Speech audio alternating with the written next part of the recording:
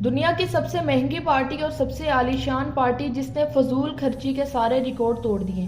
اس طرح کی پارٹی نہ ہی پہلے کبھی ہوئی تھی اور نہ ہی اس پارٹی کے بعد کسی کو کرنے کی ہمت ہوئی۔ دنیا کے بہترین ریسٹورنٹس کے کھانے، drinks, luxury 5 star facilities, European decoration اور سب سے زیادہ امپورٹنٹ اس پارٹی میں آنے والے گیسٹ، شہنشاہوں سے لے کر بادشاہوں تک اور پریزیڈنٹ سے لے کر منسٹر تک۔ اس پارٹی میں پوری 65 کنٹریز کے ہیڈ آف اسٹیٹ موجود تھے۔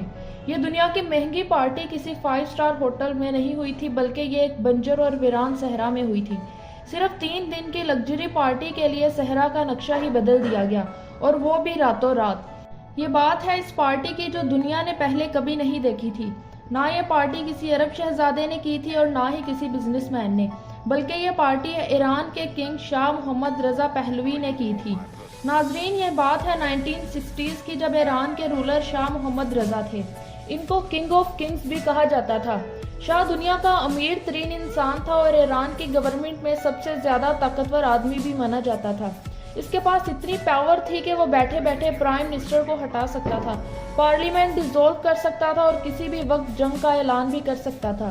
شاہ محمد کو اپنے خلاف ایک بھی لفظ برداشت نہیں تھا۔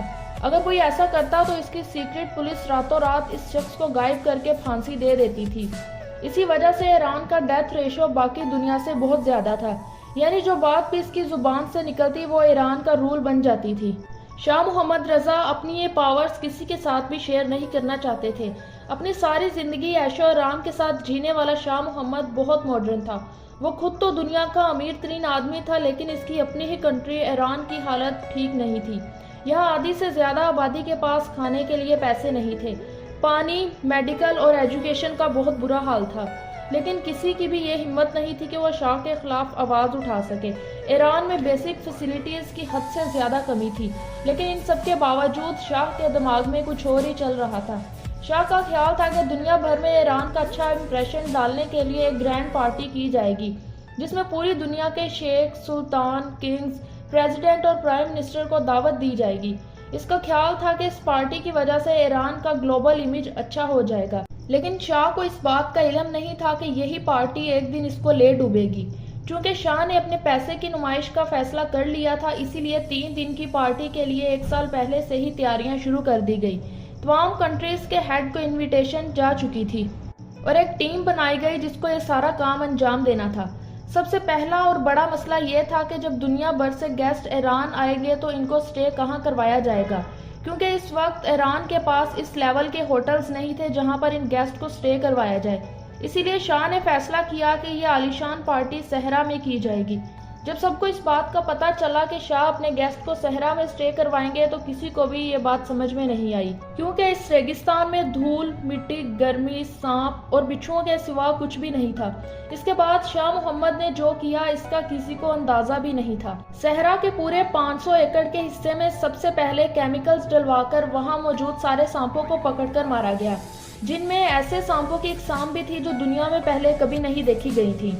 اس کے بعد یہ فیصلہ کیا گیا کہ یہاں ایک رائل ولیج بنایا جائے گا جس میں پلاسٹک ٹینٹس لگائے جائیں گے، لیکن اس سے پہلے اس بنجر ریگستان میں 4000 ایکڑ جتنی مٹی ڈالی گئی، کیونکہ اس بنجر صحرا میں شاہ کو ایک فورسٹ بھی چاہیے تھا۔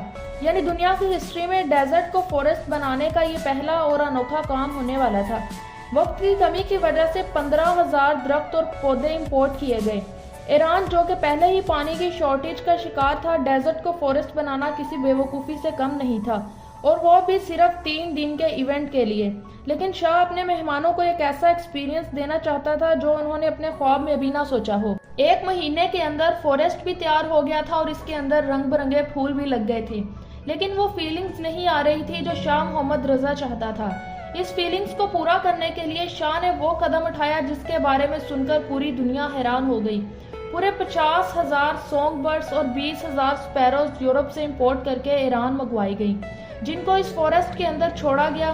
زیادہ تر برڈز ایونٹ سے پہلے ہی مر گئے کیونکہ آخر یہ تھا تو ڈیزرٹ ہی۔ شاہ نے پیرس کی کمپنی کے ساتھ کانٹریکٹ کیا تھا جنہوں نے اس ڈیزرٹ میں لگژری سوٹس بنانے کا ذمہ لیا تھا۔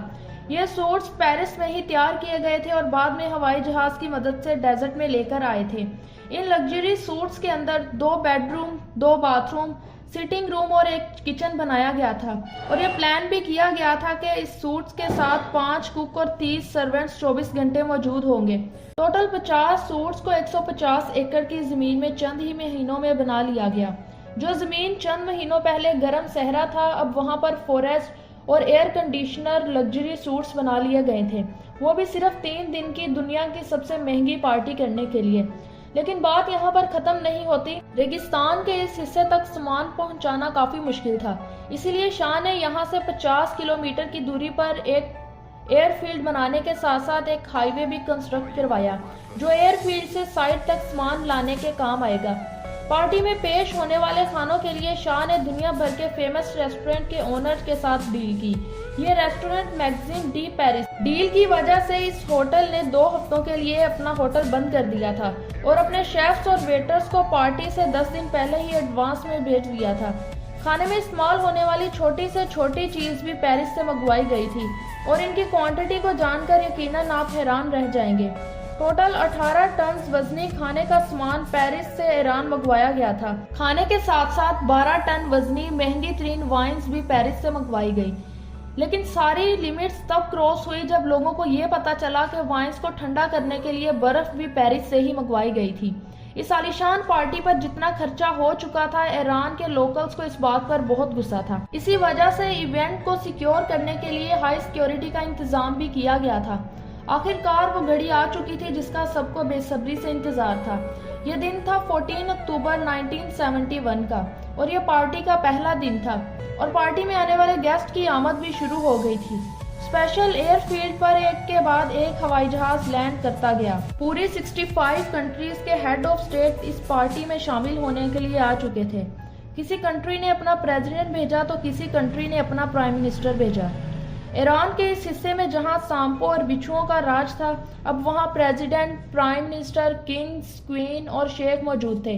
शाह मोहम्मद ने इनका बहुत शानदार इस्तकबाल किया और इनको बहुत ही लग्जरी लंच और डिनर भी करवाए और इन गेस्ट के एंटरटेनमेंट का भी भरपूर इंतजाम किया गया था। एक एस्टिमेट के मुताबिक इस पार्टी पर किया जाने वाला खर्चा $1 बिलियन से भी ज्यादा था, जो तकरीबन 75 अरब रुपए बनते हैं। इस पार्टी की वजह से वक्ती तौर पर तो शाह की खूब वाहवाह हुई, लेकिन जब इवेंट खत्म हुआ तो लोगों के दिलों में उबलने वाला जहर सामने आने लगा। इसके बाद ईरान में रेवोल्यूशन की एक ऐसी लहर आई जिसने 1978 में शाह मोहम्मद रजा को हटाकर आयतुल्लाह खुमैनी को अपना सुप्रीम लीडर बना दिया। शाह मोहम्मद जो अपनी जान बचाकर इजिप्ट भाग गया था, वहां 1 साल बाद इसकी डेथ हो गई और यूं एक पार्टी की वजह से बहालवी डायनेस्टी को ईरान से हाथ धोने पड़ गए। उम्मीद है आपको ये वीडियो जरूर पसंद आई होगी। अगर वीडियो पसंद आई हो तो चैनल को सब्सक्राइब करें और वीडियो को लाइक भी करें।